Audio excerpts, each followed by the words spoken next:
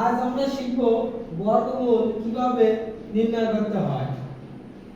প্রথমে বর্গমূল নির্ণয় করার জন্য আমাদের ডান সাইডে একটা দাগ দিতে হবে, তারপরে ডান সাইড থেকে জোড় বাঁধতে হবে। জোড় বাঁধলাম। এখন জোড় বাঁধার পর আমাদের এখানে আছে 9।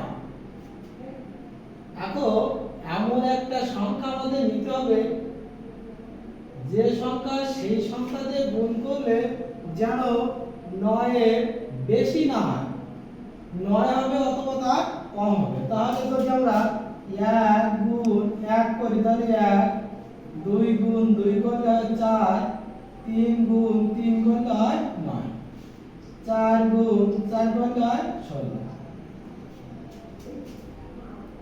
তাহলে এর মধ্যে আমাদের 3টাকে নিতে হবে, কারণ 3 গুণ 3 করলে 9 হয়।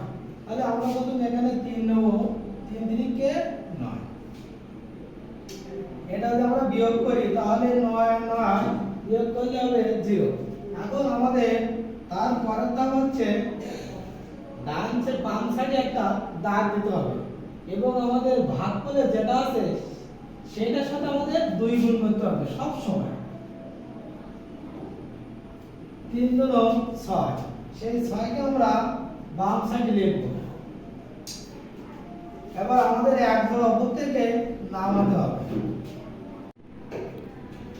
এরপর আমাদের ভাগফলে যেটা হবে সেটার সাথে 2 গুণ করে আমাদের বাম সাইডে লিখতে হবে। এটা সব সময় ভাগফলে যেটা হবে তার সাথে 2 গুণ করতে হবে। এখন এই 6 দিয়ে যদি আমরা এই 6 কে ভাগ করি তাহলে হয় 1। সেই 1 এখানে বসাতে হবে, এখানেও বসাতে হবে। এই 1 দিয়ে আমাদের এটাকে গুণ করতে হবে। তাহলে 61 একে 61। খুব সহজে আমরা 961 বর্গমূল শিখলাম, যেটা করলে হয় 31।